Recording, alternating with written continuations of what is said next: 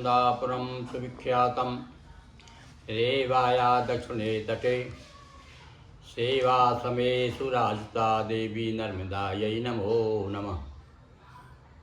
सेवासन नर्मदा मंदिरम से पंडित गिरी मोहन गुरु का आप सभी को ओम नमः शिवाय। आज हम आपके सामने पितरों को याद कर रहे हैं।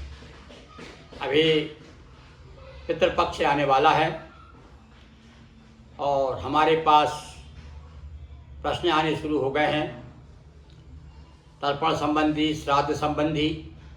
तो चलिए आज अपन चर्चा करते हैं कि अपने पूर्वजों को, अपने पितरों को जल देने की सबसे सरल विधि क्या हो सकती है। वैसे तो तर्पण 6 प्रकार का तर्पण होता है, जिसमें देव तर्पण, ऋषि तर्पण, दिव्य मानव तर्पण, दिव्य पितृ तर्पण, यम तर्पण और मनुष्य तर्पण।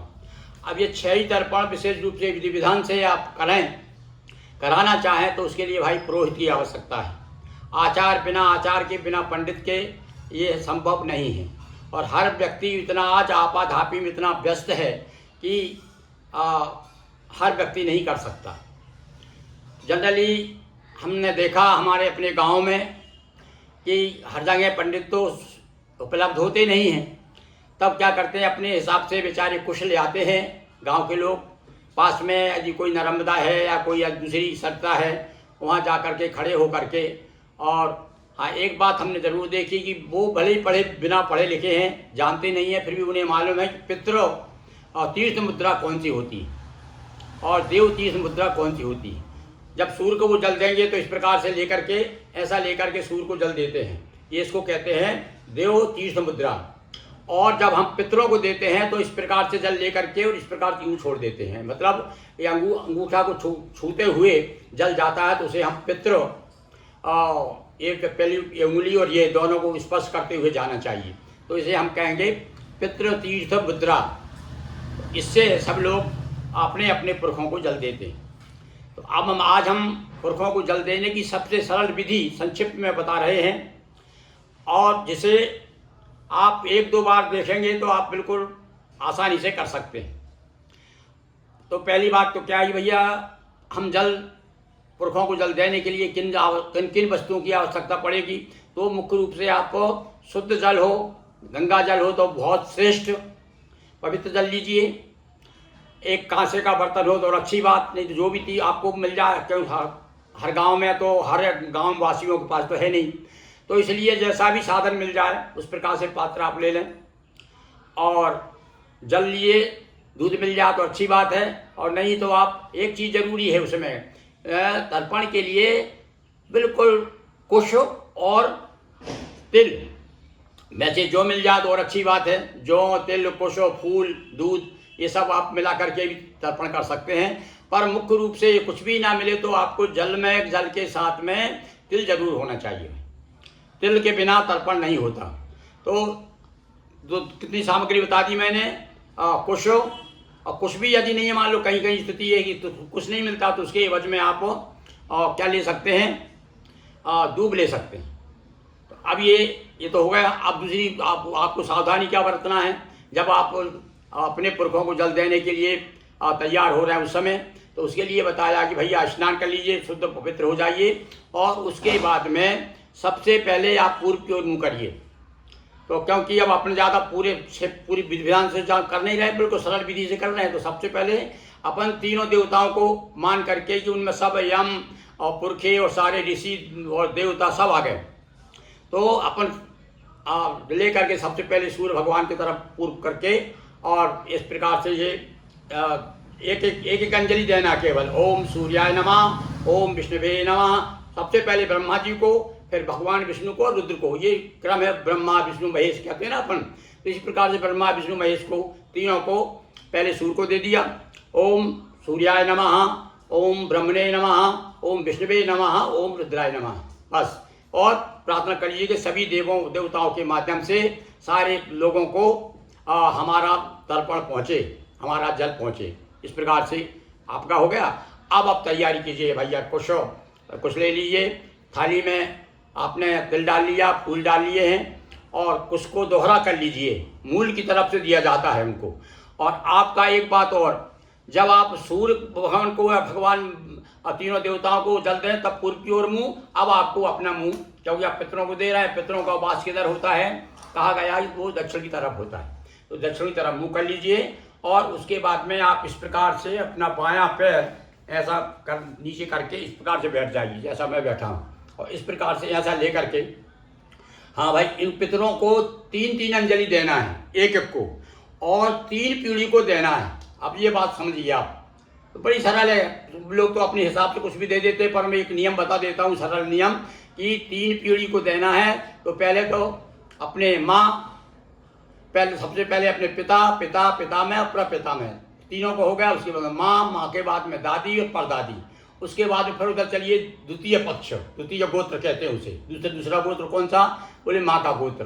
तो माँ के गोत्र में क्या आएगा, माँ, और माँ के बाद में नानी, माँ की माँ, और नानी के बाद परनानी, ये हो गई 3। और इसी प्रकार से अपने को ये दोनों गोत्र में, और इधर होगा माँ के बाद में दादी परदादी, ये हो गई माँ का। उसके बाद में नानी परनानी और वृद्ध परनानी, 3, नाना परनाना वृद्ध परनाना, ये प्रकार से आप तीनों को अपन। अब हम बड़ा सरल, हमने संस्कृत में बड़े खोज करके ढूंढ करके आप लोगों को बड़ी सरल भाषा में, अब आप बार बार गोत्र बोलने की जरूरत नहीं, एक बार बोल दीजिए कि मैं फला फला गोत्र का, मेरा नाम ये है और मेरा गोत्र है, मैं तर्पण कर रहा हूँ, आप मेरे हे पूर्वजों पधारिए, आप अपने इस प्रकार से बोल दीजिए हैं। आगच्छो पितरो, हे पितरो आइए, आगच्छन्तु पितरो गृह्णन्तु एतानि जलांजलि, एतानि जलांजलि गृह्णन्तु, यानी ये जो जल दे रहा हूँ उसे आप ग्रहण कीजिए। तो ये तो हो गई, आपको आवाहन कर लिया उनको। अब इसके बाद में आपने ले लिया ऐसा दोनों दोहरे करके उसको ले लिया है, मूल और गोश का जो सिरा और मूल एक तरफ है, गाय का कुश का, और इस प्रकार से लेकर के आप बोलेंगे। आप सबसे पहले पिताजी को अपना गोत्र, वो अपना नाम बोलो और गोत्र बोलो, और आप क्या बोलेंगे, अस्मद पिता, हाँ, वसुरूपस्य तृप्यताम इदम सातिलम जलम तस्मै सुधा नमः। अब वहाँ एक बात ध्यान रखना भाई, अब जब पुरुषों के लिए दिया जाता है तो तस्मै बोलते हैं, और जब स्त्रियों को दिया जाता है तो तस्सै बोलेंगे, तस्सै सुधा, अंतर कुछ नहीं, थोड़ा सा शब्द का अंतर है। तो जब अपन पिता को देंगे, दादा को, परदादा को, नाना परनाना को, तो तस्मै नमः, तस्मै नमः, तस्मै 3 बार बोलना, तस्मै नमः, तस्मै नमः। और जिसका नानी को देंगे, माँ को देंगे, दादी को देंगे, तो क्या बोलेंगे, तस्सै सुधा नमः, तस्सै सुधा नमः, तस्सै सुधा नमः। वैसे हमने इसका जो है हिंदी में भी खोज करके लाए हैं, वो भी हम आपको दूसरे वीडियो में बताएंगे। तो आज तो आप संस्कृत में देखिए, बड़ी सरल भाषा में है। आप सुनिए, पिता के लिए क्या करेंगे अपन, अस्मद पिता वसुरूपस्य तृप्ताम इदम सातिलम जलम तस्मै सुधा नमः, तस्मै सुधा नमः, तस्मै सुधा नमः, इस प्रकार से छोड़ दीजिए। अब हो गया, आपने तिल जले हुए है थाली में, और ऐसा फिर लीजिए जल। अब पिता, उसके बाद में पितामह, पितामह यानी दादा, तो अस्मद पितामह। अब इनको क्या बोलेंगे अपन, रुद्र रूप बोलेंगे। तो 3 पीढ़ी में तीनों को अलग अलग देवता, पहले वसु रूप, रुद्र रूप, तीसरा आ जाएगा आदित्य रूप, आदित्य यानी सूर्य, और रुद्र यानी आप समझते ही हैं। तो अब इनको दादा को क्या बोलेंगे अपन, रुद्र रूप बोलेंगे। तो अस्मद पितामह रुद्र रूपस्य तृप्यताम, रुद्र रूपस्य तृप्यताम इदम सातिलम जलम तस्मै सुधा नमः, तस्मै सुधा नमः, तस्मै सुधा नमः, ये 3 बार ये हो गया। अब इस बार प्रपितामह, प्रपितामह यानी परदादा, अपन हिंदी बोलते परदादा, पर संस्कृत में कहेंगे प्रपितामह, प्र लगा देंगे उसमें। अंतर वो ये था, पिता में, प्रपिता में, फिर वो वैसे बोलना, आप क्या बोलना, गोत्र अपन ने बोले दिया, नाम अपना बोले दिया है, इसलिए बार बार बोलने की जरूरत नहीं है। वैसे तो इस श्लोक में है बार बार बोलने का है, पर उसकी आवश्यकता मैं नहीं समझता, इस प्रकार से आप बोल सकते हैं। तो क्या बोलेंगे, अपना गोत्र स्मरण कर लीजिए, अपने मन में नाम और गोत्र स्मरण कर लीजिए। और अस्मद प्रपितामह आदित्य रूपस्य तृप्ताम, ये प्रपितामह के लिए आदित्य आएगा, आदित्य रूपस्य तृप्यताम इदम सातिलम जलम तस्मै सुधा नमः, तस्मै सुधा नमः, तस्मै सुधा नमः, ये हो गया अपना पिताजी के लिए। अब इसके बाद में अब अपने आ गई माता जी। तो माता पितामही, देखो दादी को पितामही कहते हैं और परदादी को प्रपितामही। अब इसमें थोड़ा सा अंतर क्या आ गया, अब इसमें अपने को उधर अपन ने वसु और रुद्र और आदित्य तीन माने, यहाँ पर आपको बड़ा सरल है, गायत्री सावित्री सरस्वती, बस। और तस्मै जगह तस्सै नमः, तो तस्सै सुधा नमः बोलना, तस्सै बोलना है। अब देखिए मैं बोलता हूँ, सुनिए आप, लीजिए इस प्रकार जल ले लीजिए, 3 बार आपको लेना। असमद माता गायत्री रूपा तृप्यताम, असमद माता गायत्री रूपा तृप्ताम, इदम सातिलम जलम तस्सै सुधा नमः, तस्सै सुधा नमः, तस्सै सुधा नमः। ये हो गया माता के लिए। अब इसके लिए फिर आ गई अपने पितामही, पितामही यानी दादी। अब दादी क्या कहेंगे, अपने पहले बोला गायत्री, गायत्री सावित्री सरस्वती, तो दूसरा नंबर आ गया कहा सावित्री का, तो अपन इनको सावित्री का रूप मान करके आप सावित्री हैं। तो अस्मद पितामही सावित्री रूपा तृप्यताम, इदम सातिलम जलम तस्सै सुधा नमः, तस्सै सुधा नमः, तस्सै सुधा नमः। ये हो गया अपनी दादी के लिए। अब परदादी, परदादी में वही, जैसे पितामही तो प्र लगा देंगे, प्रपितामही, तो क्या बोलेंगे अब, अस्मद प्रपितामही सरस्वती रूपा तृप्यताम, यानी तृप्त होइए, इदम सातिलम जलम तस्सै सुधा नमः, तस्सै सुधा नमः, तस्सै सुधा नमः। ये अपना हो गया माँ का हो गया, पिता का हो गया। अब दूसरा गोत्र, दूसरे गोत्र में भी बस इसी प्रकार से आपको, तो सबसे पहले माँ के बाद में माँ हो गई, पिता हो गए, और अब नाना नानी का हो गया। पहले नाना का भी वही है, नाना में वही वसु रूप, रुद्र रूप और आदित्य रूप। तो नाना को क्या बोलेंगे भाई, संस्कृत में नाना को बोलते हैं मातामहा, नाना मातामहा, और उसके बाद प्रमातामहा, और अब वो भैया परनाना, और परनाना, नाना परनाना और वृद्ध परनाना, मतलब 3 हो गए। तो अब इनको इसी प्रकार से बोलेंगे।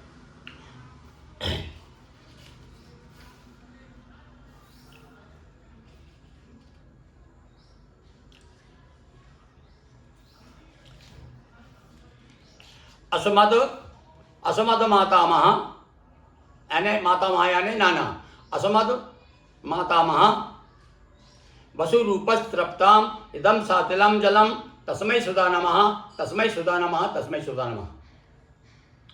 और इस प्रकार से अब आ गया कौन, प्रमातामह, प्रमातामह यानी परनाना, इसको भी इस प्रकार से बोलेंगे। अब इनको क्या बोलेंगे, रुद्र रूप है। पहले अपन ने बोल दिया वसु रूप, अब रुद्र रूप बोलेंगे। तो असमद प्रमातामह असमद प्रमातामह रुद्र रूपस्तृप्ताम, इदम सातिलम जलम तस्मै सुधा नमः, तस्मै सुधा नमः। और वृद्ध मातामह, अब वृद्ध मातामह के लिए क्या बोलेंगे, वही आपका आदित्य रूप बोलेंगे अपन। तो क्या बोलेंगे, असमद वृद्ध मातामह आदित्य रूपस्य तृप्यताम, इदम सातिलम जलम तस्मै सुधा नमः, तस्मै सुधा नमः, तस्मै सुधा। ये हो गया नाना। अब आ गई नानी, नानी को कहेंगे अब मातामही, मातामही मतलब नानी, और उसके बाद प्रमातामही, और उसके बाद वृद्ध प्रमातामही, ये हो गई नानी। तो नानी के लिए बोलेंगे अपन, चलिए। तो नानी के लिए क्या, वही गायत्री सावित्री और सरस्वती के रूप मानेंगे, और वही तस्सै सुधा नमः। यहाँ भी भैया वही तस्मै नहीं बोलेंगे, अपने तस्मै बोला अभी नाना के लिए। अब नानी के लिए बोलेंगे तो गायत्री रूप अस्मद मातामही, वही अस्मद मातामही गायत्री रूपा तृप्यताम, इदम सातिलम जलम तस्सै सुधा नमः, तस्सै सुधा नमः, तस्सै सुधा नमः। ये कौन हो गई, नानी। अब परनानी को प्रमातामही, तो अस्मद प्रमातामही सावित्री रूपा तृप्यताम, इदम सातिलम जलम तस्सै सुधा नमः, तस्सै सुधा नमः, तस्सै सुधा नमः। 3 बार ये हो गया। तो क्या कौन कौन हो गए अपने, नानी हो गई, परनानी, अब वृद्ध परनानी। तो वृद्ध परनानी को क्या बोलेंगे संस्कृत में, वृद्ध प्रमातामही। तो अब वो उसी बोलना, केवल शब्द बदलना है अपने को, वही तस्सै सुधा नमः। और यहाँ पर तीसरा नंबर आ गया, तीसरे नंबर किनका है, गायत्री सावित्री सरस्वती। अब तो याद रखना केवल। अब बोलिए आप, असमद वृद्ध प्रमातामही, असमद इस प्रकार से ले लिया है, अपने कुसुम ले लिया, जल ले लिया इस प्रकार से, और इस प्रकार से ऐसा छोड़ना है। असमद वृद्ध प्रमातामही सरस्वती रूपा तृप्ताम इदम सातिलम जलम तस्मै तस्यै सुधा नमः, तस्यै सुधा नमः, तस्यै सुधा नमः। बस इस प्रकार से आपका पूरा हो गया। इसके बाद में आप थोड़ा सा जल ले करके आप आचमन कर लेंगे और बस हाथ जोड़ करके प्रणाम करके आप उठ जाएंगे। इस प्रकार से आज आपका तर्पण हो गया। कितनी जल्दी आप पे कि ऑफिस में जाने वाले हों या आप खेत में जा रहे हों, आपका कोई भी काम जरूरी कर रहे हों, आप इसमें कोई ज़्यादा समय नहीं लगेगा। एक पहली बार आपको सुनेंगे आप मुझे, थोड़ा देर आपको देर लगेगी, तो अभ्यास हो जाएगा आपको। तो आज मैंने आपको ये संस्कृत में बताया। इसके बाद में एक और वीडियो में आपको बनाऊंगा जो संस्कृत में जिनको असुविधा होगी वो हिंदी में भी मैंने तैयार किया है और बड़ी शोध करके खोज करके लाया हूँ। हिंदी मंत्रों के साथ भी आपको सरल विधि बताऊंगा। बहुत बहुत धन्यवाद। एक बार अपने अपने पितरों को आप लोग प्रणाम कीजिए। ओम पितरोभ्यो नमः। दोस्तों वीडियो अच्छा लगे वीडियो को लाइक शेयर कर चैनल को सब्सक्राइब करें। बहुत बहुत धन्यवाद।